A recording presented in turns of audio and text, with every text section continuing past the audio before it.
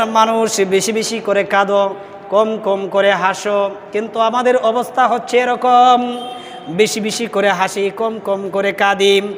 কবর হচ্ছে এমন একটা ঘর, প্রতিটা মানুষকে দৈনিক ৭০ বার করে ডেকে ডেকে বলেন, ও দুনিয়ার মানুষ, অমুকের পুত্র অমুক, আমি হচ্ছি এমন একটা ঘর, নির্জনতার ঘর, অন্ধকার কুটুরি, আমার কাছে নেই কোনো বিছানা, নেই কোনো সাথী, নেই কোনো বাতি। এ বান্দা, দুনিয়াতে আমার জমিনে চলা অবস্থায় তুমি যদি আল্লাহওয়ালা হয়ে আসতে পারো, আমি কবর তোমার জন্য জান্নাতের বাগান হয়ে যাব। আরে বান্দা, তুমি যদি আমার কাছে নাফরমান হয়ে আসো, তাহলে তুমি কিন্তু আমার ব্যবহার দেখতে পারবা। কবর এমনভাবে রাগান্বিত হবেন নাফরমানের ক্ষেত্রে, কবর এমনভাবে চাপ দিবেন, এক পাজরের হাড়গুলো অন্য পাজরে ঢুকে যাবে। এই জন্য কি করতে হবে? ওয়াল্লাযীনা হুম আনিল লাগবি মুরিদুন। দুনিয়াতে চলা অবস্থায় অনর্থক জিনিস থেকে আমাদের বাঁচতে হবে, অনর্থক কথাবার্তা থেকে আমাদের বাঁচতে হবে।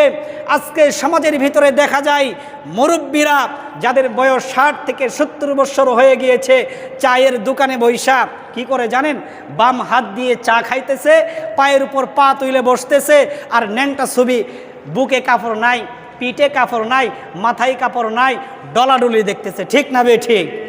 আরে তুমি যদি অনর্থক জিনিস দেখো, তোমার কাছ থেকে সমাজ কি শিক্ষা নেবে? আকাবিরে দেওবন্দের এক আল্লাহওয়ালা স্বর্ণের ব্যবসা করতেন। দেখেন কেমন আল্লাহওয়ালা তারা ছিলেন, তাদের আচার ব্যবহার চরিত্র কেমন ছিলেন। সুন্দরী একটা মহিলা দোকানে গিয়েছে। শয়তান তো মানুষের প্রকাশ্যে শত্রু নাকি? যত বড় আল্লাহওয়ালাই থাক, প্রত্যেকের সাথে কিন্তু একটা শয়তান নিযুক্ত আছেই। আল্লাহ রসুল বলেন, আমার সাথেও একটা শয়তান নিযুক্ত ছিল, কিন্তু আসলামা, সে মুসলমান হয়ে গিয়েছে। হাদিসের অর্থ হচ্ছে, মুসলমান হোক আর না হোক, আমার কাছে তার কোনো টাইম নাই। আল্লাহওয়ালা স্বর্ণের ব্যবসা করতেছেন, সুন্দরী একটা মহিলা গেছে, মহিলার দিকে তার দৃষ্টি পড়ছে।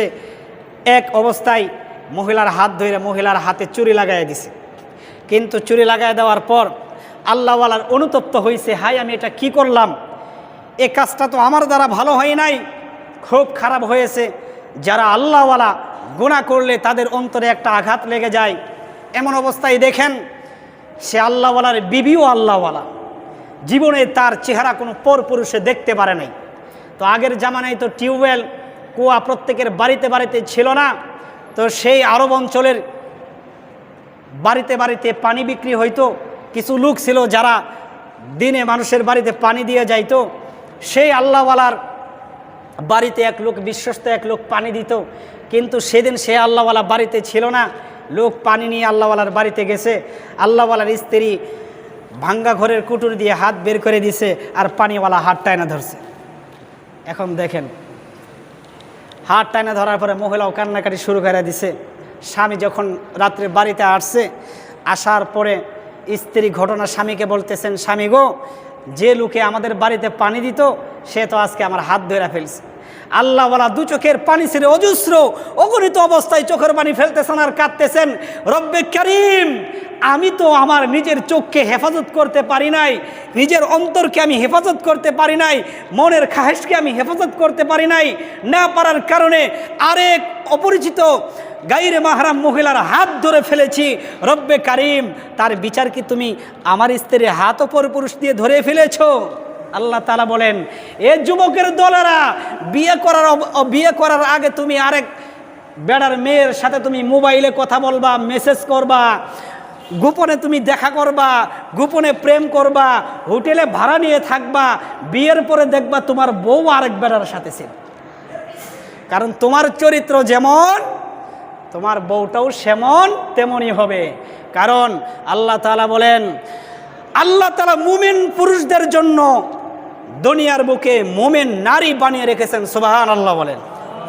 আর তোমার চরিত্র যেমন হবে, তোমার জীবন সঙ্গিনীও তেমনই হবে।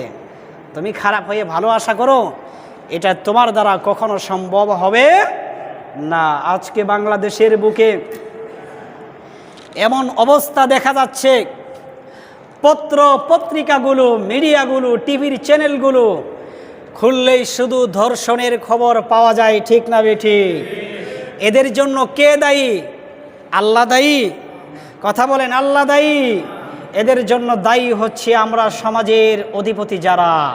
আল্লাহ তাআলা তো বলেই দিয়েছেন, কুল্লিল মুমিনিনা ইয়াগুদ্দু মিন আবসারিহিম, কুল্লিল মুমিনিনা ইয়াগুদ্দু মিন আবসারিহিম ওয়া ইয়াহফাযু ফুরুজাহুম যালিকা আযকা লাহুম ইন্নাল্লাহা খাবীরুম বিমা ইয়াসনাউন। আল্লাহ তাআলা মুমিন পুরুষদেরকে লক্ষ্য করে বলেন, ও মুমিন পুরুষেরা, তোমরা তোমাদের চক্ষুকে পর নারী থেকে হেফাজত করো, পর নারী থেকে তোমাদের চক্ষুকে অবনত রাখো। যদি তোমরা তোমাদের চক্ষুকে পর নারী থেকে হেফাজত করতে পারো, অটোমেটিক তোমাদের লজ্জাস্থানও হেফাজত হয়ে যাবে। আর যখন তোমাদের লজ্জাস্থান হেফাজত হয়ে যাবে, যালিকা আযকা লাহুম, তাহলে এটা তোমাদের জন্য আত্মশুদ্ধি হয়ে যাবে। তোমার চক্ষু দিয়ে যদি পর নারীকে না দেখো, পর নারীর বুকের দিকে তুমি যদি না তাকাও, তুমি যদি নিজের ধৈর্য ধারণ করতে পারো, আমি আল্লাহ তাআলা বিশ্বনবী মুহাম্মদুর রাসূলুল্লাহর উপর কোরআন নাজিল করে জানিয়ে দিলাম, ওয়া হুরুন ঈন, আমি আল্লাহ তোমাদের কবরে যাওয়ার পরে পরেই যখন তোমরা জান্নাতে যাবা, ডাগর ডাগর চক্ষু বিশিষ্ট হুর আমি আল্লাহ তোমাদেরকে দান করব। আল্লাহু আকবার। সুন্দর সুন্দর হুর, হুরে গিলমান আল্লাহ তাআলা আমাদের খেদমতের জন্য দান করবেন। কিসের জন্য? আমাদের চক্ষুকে যদি আমরা হেফাজত করতে পারি। আল্লাহ রসুল বলেন, জিনাল আইনাইন আর নজরু, চোখের জিনা হচ্ছে দেখা। কিভাবে দেখেন? রাস্তা দিয়ে বেগানা একটা মহিলা যাচ্ছে, সুন্দর, একটা ঠোঁটের ভিতরে লিপস্টিক মারা, বুকের ভিতরে বুকগুলো উঁচা উঁচা, পিছের দিকে তাকাইলে পাছাটা উঁচা, এগুলো আমরা সব দেখলাম আর মনে মনে কল্পনা করলাম। মনে মনে কল্পনা করার দ্বারা নিজের লজ্জাস্থান দাঁড়ায় গেল। নিজের লজ্জাস্থান দাঁড়ানোর কারণে অন্তরে একটা তৃপ্তি অনুসরণ করলাম, অনুভব করলাম, এই যে গুনাহটা কামাই করলাম, নিজের আমল, নিজের সব কিছু বরবাদ করলাম। আল্লাহ রাসূল হাদিসে পাকে ইরশাদ করেন, যারা নিজের চক্ষুকে হেফাজত করবে না, পর নারীকে দেখবে, কিয়ামতের ময়দানে ওদের চোখের ভিতরে সীসা গলিয়ে সেই গরম সীসা তাদের চোখের ভিতরে দেওয়া হবে। এই জন্য মুমিনের দ্বিতীয় নম্বর গুণ হচ্ছে কি? অনর্থক জিনিস থেকে বিরত থাকা। এরপরে কি হচ্ছে দেখেন, আজকে আমাদের সমাজে ধর্ষণ বেড়ে যাচ্ছে, জিনা বেড়ে যাচ্ছে। আল্লাহ তাআলা বলেন,